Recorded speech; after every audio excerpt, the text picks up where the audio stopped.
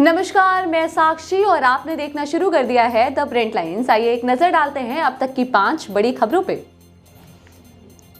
राहुल सिन्हा का टीएमसी पर तीखा वार। जी हां, बीजेपी नेता राहुल सिन्हा कहते हैं कि जब चुनाव आयोग और राज्य सरकार मिलकर निर्णय ले कि सत्तारूढ़ टीएमसी चुनाव में लूट करे, तो अब जो हो रहा है वो हो रहा है। केंद्रीय बल यहां आए लेकिन उन्हें बूथों पर नहीं भेजा गया। ऐसी स्थिति बनाई गई कि पूरे चुनाव में लूट हो जाए। अभी तक 4 लोगों की मृत्यु हो गई है। एक तो टीएमसी के अंदर ही लड़ाई है और दूसरा टीएमसी के लोग बीजेपी और अन्य पार्टियों पर हमला कर रही हैं। हम इसे जनता का चुनाव नहीं कह सकते।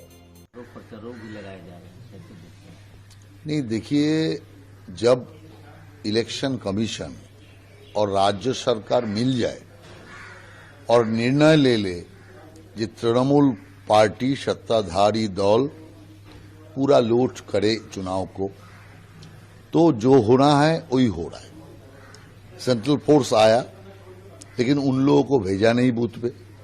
सेंट्रल फोर्स आया, उन लोगों को काम में नहीं लगा रहा है। तो ऐसा स्थिति बना के रखा जो पूरा इलेक्शन लूट हो जाए, और उसी हिसाब से जगह जगह में मारपीट दंगा हंगामा चल रहा है। अभी तक 4 आदमी का मौत हो गया, कुछ बिहार में 1 और मुर्शिदाबाद में 3।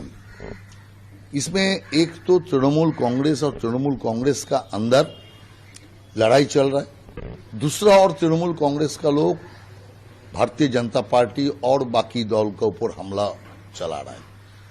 तो चुनाव जो अभी तक सुबह जो हो रहा है, उस चुनाव से लगता है जो चुनाव का नाम में प्रहसन हो रहा है, साफ सुथरा वोटिंग नहीं हो रहा है। ज्यादा से ज्यादा स्थान पर तृणमूल का गुंडा लोग ही कब्जा करके बैठा है।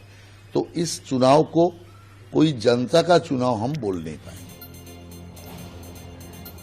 पश्चिम बंगाल पंचायत चुनाव पर बोले केंद्रीय मंत्री धर्मेंद्र प्रधान। जी हां, उन्होंने कहा कि पश्चिम बंगाल में पूरी व्यवस्था असंवैधानिक कामों में लग चुकी है। वहां की सरकार न तो राज्यपाल के आदेश का सम्मान करती है और न ही हाईकोर्ट के आदेश का।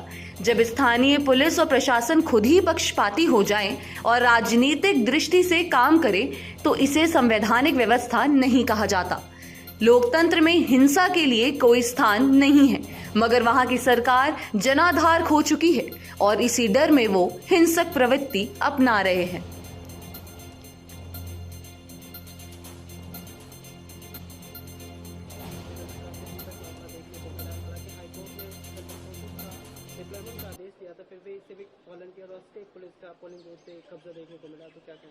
बंगाल में सारा व्यवस्था असंवैधानिक कामों में पूरा लग चुकी है।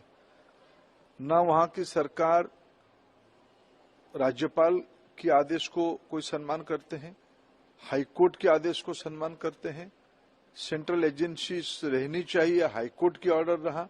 ये सारे प्रिकॉशंस के बावजूद जब जमीनी स्तर पर जब स्थानीय पुलिस और प्रशासन खुद ही पार्शियल हो जाए और बायस्ड हो जाए और राजनीतिक दृष्टि से काम करे, ये तो संवैधानिक व्यवस्था इसको नहीं कहा जाता है।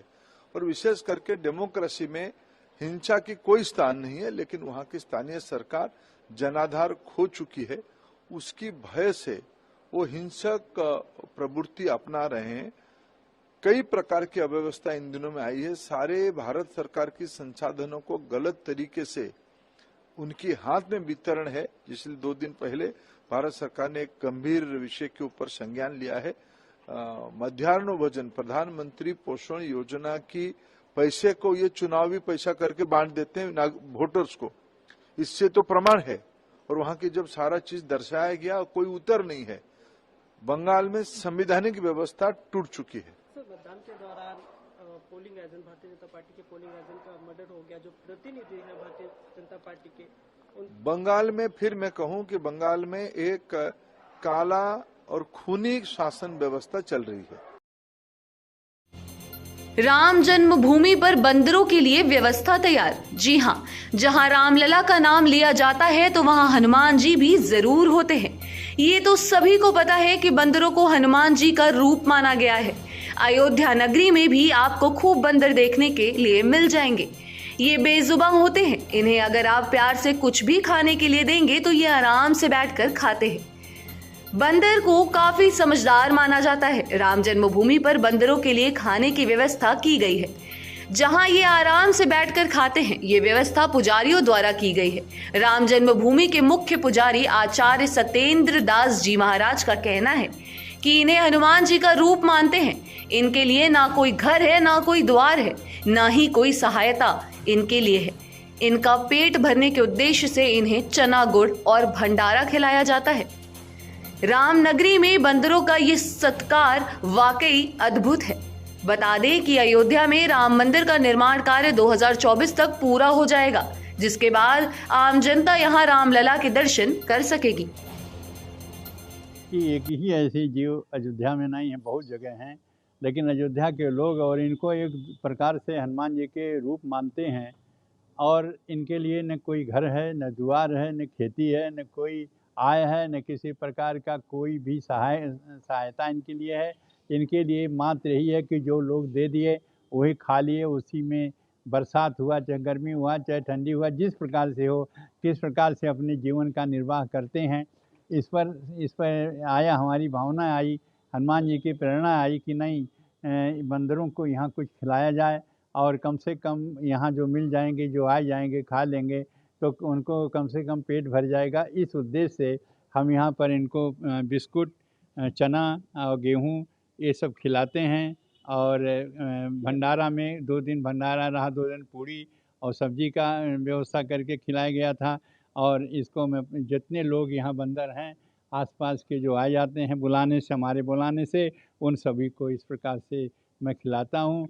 और इसको मैं प्रेरणा देता हूँ सभी लोगों को कि यह जीव एक ऐसे हैं जिनके पास कोई भी साधन नहीं है, न रहने का, न खाने का, न कोई व्यवस्था है। इसलिए सभी को इसका सहयोग करना चाहिए। विक्रम बत्रा जो थे असली यूथ आइकॉन, जिनके दुश्मनों ने भी बुलाया शेरशाह। जी हाँ, कारगिल युद्ध के नायक कैप्टन विक्रम बत्रा की 24वीं पुण्यतिथि पर उनके पिता जीएल बत्रा ने कहा कि कैप्टन विक्रम बत्रा जैसे युद्ध नायकों की जीवनी को स्कूल पाठ्यक्रम में शामिल किया जाना चाहिए।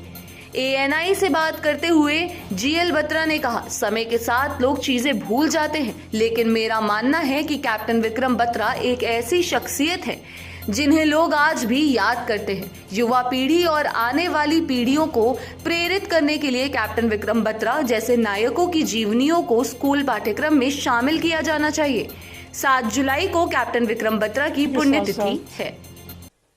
लोग भूलते चले जाते हैं, लेकिन मैं समझता हूं कि कैप्टन विक्रम बत्रा जी एक ऐसी शख्सियत हैं कि लोग उन्हें भी आज भी स्मरण करते हैं।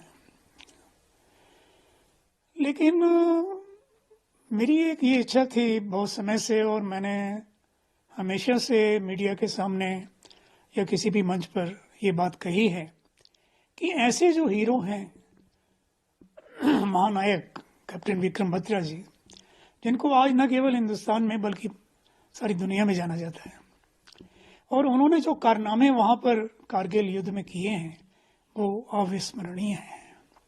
मुझे बाहरली कंट्रीज से फोन आते हैं, इवन दुश्मन कंट्रीज से भी कुछ बार फोन आए कि आप उनके जीवन पर प्रकाश डालिए, लेकिन मैंने उन्हें मना किया। लेकिन मैं ये चाहता हूं कि हमारी जो एजुकेशन सिस्टम है, हमारी जो सेकेंडरी लेवल की एजुकेशन है, उसके जो पाठ्यक्रम हैं उनमें इस प्रकार के जितने भी हीरो हैं उनकी जीवनी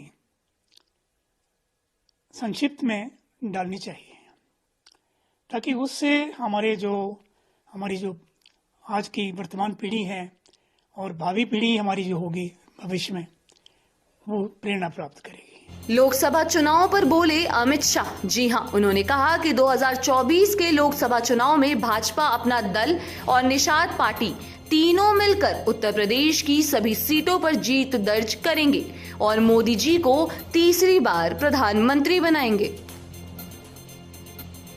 भारतीय जनता पार्टी का यूपी में गठबंधन है, निषाद राज पार्टी से है। भारतीय जनता पार्टी और बहन अनुप्रिया जी की पार्टी अपना दल से हमारा गठबंधन है। 2 चुनाव विधानसभा के और 2 चुनाव लोकसभा के हम जीते हैं। 24 में चुनाव आने वाला है। अपना दल के सभी कार्यकर्ताओं को मैं पूछना चाहता हूं, 24 में मोदी जी को प्रधानमंत्री बनाना है? जरा जोर से बोलिए, बनाना है क्या? फिर से एनडीए सरकार बनानी है? 300 पार वाली सरकार बनानी है? तो बहन अनुप्रिया के नेतृत्व में आप सब एकत्रित होइए, मोदी जी के अभियान के साथी बनिए और गरीब कल्याण के यज्ञ में आपका भी योगदान दीजिए और फिर से एक बार मोदी जी को 24 में तीसरी बार देश का प्रधानमंत्री बनाइए। ऐसे ही महत्वपूर्ण खबरों के लिए देखते रहिए the print lines. Camera person Saud Ansari के साथ मैं साक्षी।